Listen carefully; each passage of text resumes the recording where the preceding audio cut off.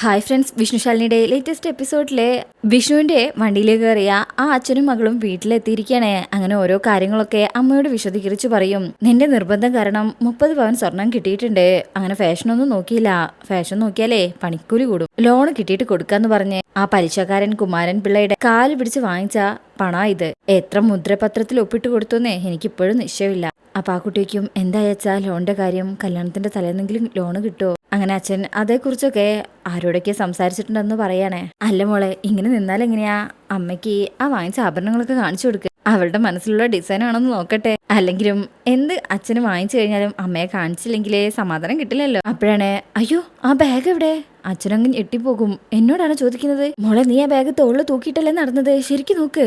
3 പേരും ടെൻഷനോട് കൂടെ അവിടെ എല്ലാം തിരയാണ്. ആ കുട്ടി പേടിച്ചോണ്ട് പുറത്തേക്കൊക്കെ ഇറങ്ങി നോക്കുന്നുണ്ട്. എന്നാൽ ഈ ആഭരണങ്ങളെല്ലാം വിഷ്ണുവിന്റെ വണ്ടിയില് ആ കുട്ടിയുടെ ബാഗിൽ തന്നെ ഇരിപ്പുണ്ട്. അങ്ങനെ ആ കുട്ടി അവിടെയൊക്കെ നോക്കിയിട്ട് അകത്ത് വന്നിട്ട് പറയും, സ്വർണം വെച്ച ബാഗ് കാണുന്നില്ല അച്ഛാ. നീ എന്താ മോളെ പറയുന്നത്? ചതിച്ചോ ഭഗവാനെ എന്ന് പറഞ്ഞും അമ്മ കരയാൻ തുടങ്ങാണ്. അങ്ങനെ 3 പേരും സങ്കടത്തിലും ടെൻഷനിലുമാണ് അവിടെ നിൽക്കുന്നത്. കണ്ടില്ലെങ്കിൽ കയറെടുക്കേ മാർഗമുള്ളൂ. അമ്മയും അച്ഛനും മോളും കൂടെ കാല് പിടിച്ച് വാങ്ങിച്ച സ്വർണ്ണാഭരണം മുഴുവനും കളഞ്ഞല്ലോ. നിങ്ങൾ എവിടെയെല്ലാം പോയി ഓർത്തു നോക്കിയേ. ജ്വല്ലറിന്ന് നേരെ ഓട്ടോയിലേക്കാണ് അമ്മ കയറിയത്. ഇനിയിപ്പോ ആ ഓട്ടോയിൽ എങ്ങനെ വെച്ച് മറന്നു കാണോ? നമുക്ക് ആ ഓട്ടോക്കാരനെ വിളിച്ച് ചോദിക്കാം. അപ്പൊ ആ കുട്ടിക്കും അതിന് നമുക്ക് ആ ഓട്ടോക്കാരനെ അറിയാം. അത് മാത്രമല്ല, നമ്മൾ ഇങ്ങോട്ട് വന്നത് വേറൊരു ഓട്ടോയിലല്ല. ഈ വന്ന ഓട്ടോയുടെ ഏതെങ്കിലും നമ്പർ നിങ്ങൾക്ക് അറിയോ? അപ്പൊ ആ കുട്ടി അറിയില്ല. പിന്നെ എങ്ങനെ തിരക്കും? അച്ഛൻ സങ്കടത്തോടെ കരയാൻ തുടങ്ങിയിട്ടുണ്ട്. ഞാൻ ഇനി ഇത് എവിടെ പോയി തിരക്കും? പലിശയ്ക്ക് എടുത്ത ക്യാഷാണേ. 4-5 ദിവസം കഴിഞ്ഞ കല്യാണം. മരണമല്ലാതെ വേറൊരു മാർഗ്ഗമില്ല ഇനി. അച്ഛാ, നമുക്ക് ആ ജ്വല്ലറിയിലേക്ക് ഒന്ന് വിളിച്ചു നോക്കിയാലോ? അവിടുന്ന് എടുക്കാൻ മറന്നതാണെങ്കിലോ? എങ്കിലും വിളിച്ചു നോക്ക്. അങ്ങനെ ആ കുട്ടി വിളിക്കണേ. എടുക്കുന്നില്ലല്ലോ അച്ഛാ. അയാൾ പറയും, കട അടച്ചു കാണും മോളെ. ഇത്രയും രാത്രിയായില്ലേ? നമുക്കൊരു കാര്യം ചെയ്യാം. ഇപ്പൊ തന്നെ പോലീസ് സ്റ്റേഷനിൽ പോയി പരാതി കൊടുക്കാം. അല്ലെങ്കിൽ ഓട്ടോ സ്റ്റാൻഡിൽ തരാം. അവിടെ എങ്ങനെ മറന്നു വെച്ചതാണെങ്കിൽ നമുക്ക് അങ്ങനെ ചെയ്യാം. എന്തായാലും ഈശ്വരൻ നമ്മളെ കൈവിടില്ല. അത്രയ്ക്കും കഷ്ടപ്പെട്ടുണ്ടാക്കിയ മുതലായത്. അങ്ങനെ അവരെ അതിന് തീരുമാനിച്ചിരിക്കണേ. അങ്ങനെ പിറ്റേ ദിവസം നേരം വെളുത്തിരിക്കണേ. വിഷ്ണുവിന്റെ ഓട്ടോയില് ഇപ്പോഴും അത് ഭദ്രമായിട്ടുണ്ട്. എന്നാൽ അതാരും കണ്ടിട്ടില്ല. സത്യാമ്മയുടെ വീട്ടില് അവരൊക്കെ പലഹാരം ഉണ്ടാക്കണേ. പൊന്നയ്ക്കും സത്യാമ്മ ഈ സ്വപ്നം കണ്ടത് പുലർച്ചെയായിരുന്നോ? പുലർച്ചെയൊന്നുമല്ല. പക്ഷെ ഇത് കണ്ടതിന് ശേഷം ഒരു ശ്വാസം മുട്ടല്. പൊന്നി പറയും, പുലർച്ചെ കാണുന്ന സ്വപ്നം ഫലിക്കുന്നു. പക്ഷേ ഇത് രാത്രിയില്ലേ. അപ്പോഴേക്കും പിള്ളച്ചേട്ടൻ എവിടെയോ പോയി വരുന്നുണ്ട്. അപ്പൊ ശാന്തേച്ചി പറയും, എന്തായാലും ആരെങ്കിലും പോയി കാണുന്നത് നല്ലതായിരിക്കും. പിന്നെ വിശ്വാസം ഉണ്ടെങ്കിൽ പോയി കണ്ടാ മതി. ഇങ്ങനെയുള്ള കാര്യങ്ങൾ ആരെയും അടിച്ചേൽപ്പിക്കാൻ പാടില്ലെന്നാ പറയാറ്. ഭാമറിയും, വിശ്വാസമുണ്ട്. പക്ഷേ ഇതിപ്പോ എവിടെ പോയി നോക്കാനാ? നല്ല ജ്യോത്സ്യന്മാരാരെങ്കിലും ഈ ചുറ്റുവട്ടത്ത് എവിടെയെങ്കിലും ഉണ്ടോ? അപ്പോഴായിരിക്കും ഇത് കേട്ട് പിള്ളേ അങ്ങോട്ട് വരുന്നത്. എത്ര പേരെ സത്യാമ്മയ്ക്ക് വേണം എന്ന് പറഞ്ഞോണ്ടേ വാങ്ങിച്ച സാധനം കൊടുക്കുക. ആകെ പഴമാണ് കൊണ്ടുവന്നിരിക്കുന്നത് കേട്ടോ. ഇനിയിപ്പത് നാളെ എടുക്കാന്ന് പറഞ്ഞ് അതവിടെ വെക്കും. പിന്നെ സത്യാമ്മ ചോദിച്ച ജോത്സ്യനെ കുറിച്ച് പറയാം. ശിവാനന്ദൻ ജോത്സ്യര് ആള് വലിയ കേമനാണ്.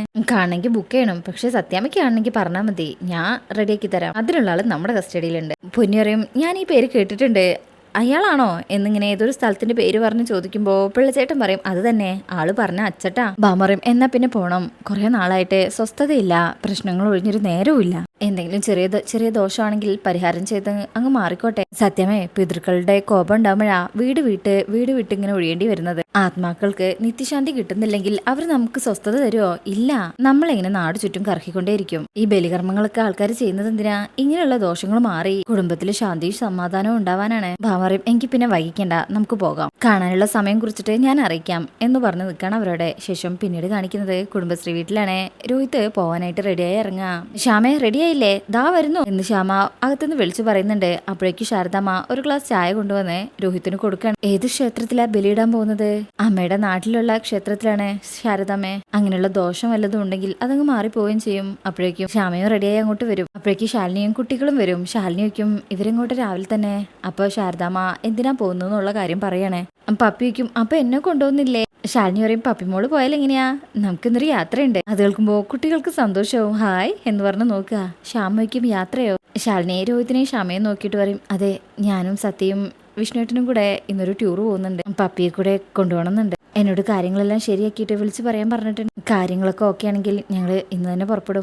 രോഹിത്തിനും ശ്യാമയ്ക്കും വലിയ താല്പര്യമൊന്നുമില്ല. പക്ഷെ എതിർക്കാനും വയ്യാത്ത അവസ്ഥയിൽ നിൽക്കണേ. സത്യയ്ക്കും, നമ്മൾ എങ്ങോട്ടാ അമ്മ ടൂർ പോകുന്നത്? അതൊന്നും തീരുമാനിച്ചിട്ടില്ല മോൾ. ശാരദ പറയും, അത് നന്നായി. അപ്പൊ ഞാൻ ഇന്നലെ പറഞ്ഞതുകൊണ്ട് ഗുണം ഉണ്ടായല്ലോ.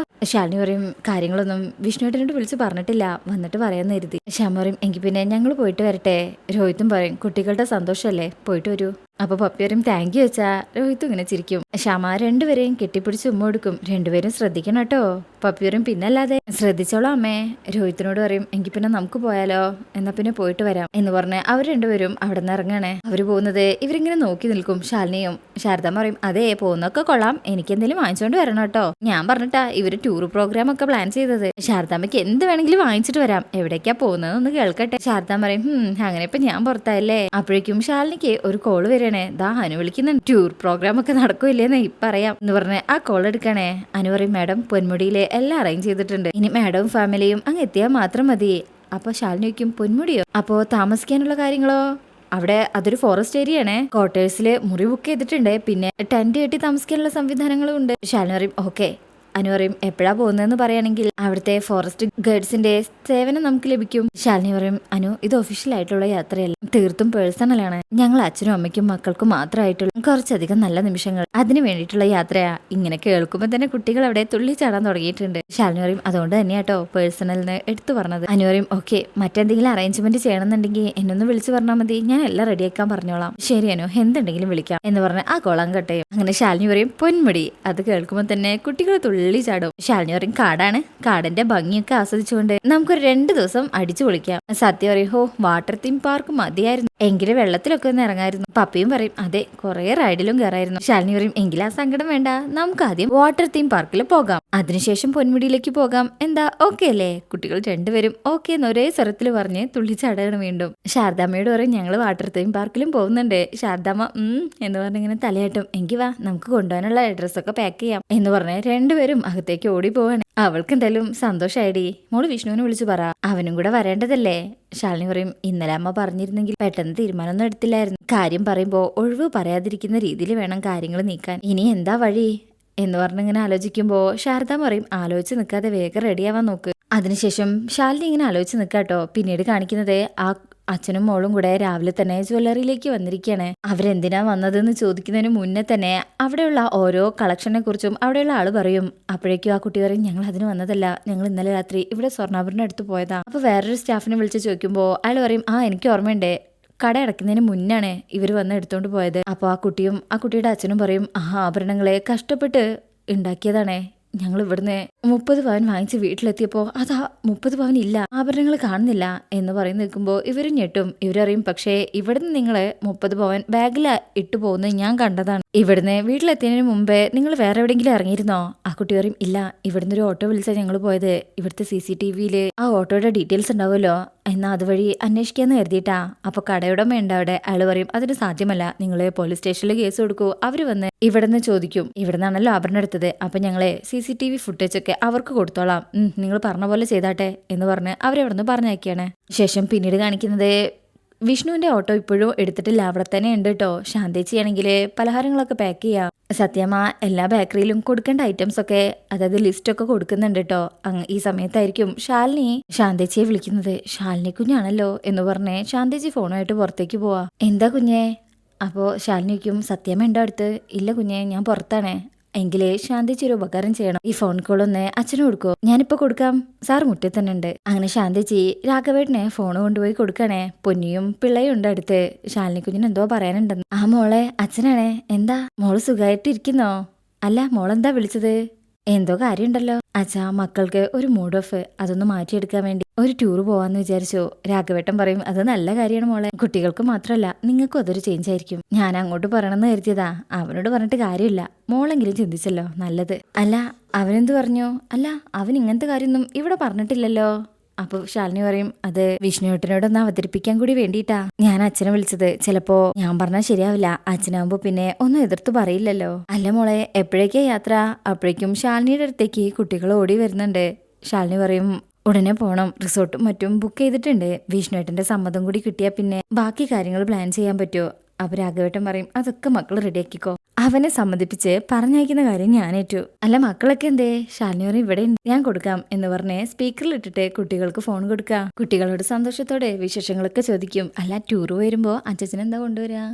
അവരേക്കും എന്താ വേണ്ടത് അച്ഛന്? സ്വീറ്റ്സ് വല്ലതും മതിയോ? സത്യയ്ക്കും ഫ്രൂട്ട്സ് വല്ലതും വേണോ? ഒന്നും വേണ്ട, ടൂർ കഴിഞ്ഞ് വന്നിട്ട് മക്കൾ ഇവിടം വരെ ഒന്ന് വന്നാൽ മതി. നിങ്ങൾ കാണുന്നത് തന്നെ മധുരം കഴിക്കുന്നത് പോലെയാ, അപ്പൊ സത്യവും പപ്പിയും പറയും എങ്കിൽ പിന്നെ ഞങ്ങൾ പോയിട്ട് വരാട്ടോ. എന്നാലേ മക്കൾ ആ ഫോൺ കോള് ശാലിനിക്ക് കൊടുത്തേ. അങ്ങനെ അത് ശാലിനിക്ക് കൊടുക്കും. രാഘവേട്ടൻ പറയും മോളെ നിങ്ങൾ റെഡി ആയിക്കോ, അവനെ പറഞ്ഞു വിടുന്ന കാര്യം ഞാൻ ഏറ്റു എന്ന് പറഞ്ഞ് ആ കോള് കട്ട് ചെയ്യണേ. സത്യ പറയും എങ്കിൽ പിന്നെ ഞങ്ങൾ റെഡിയാവട്ടെ അമ്മേ.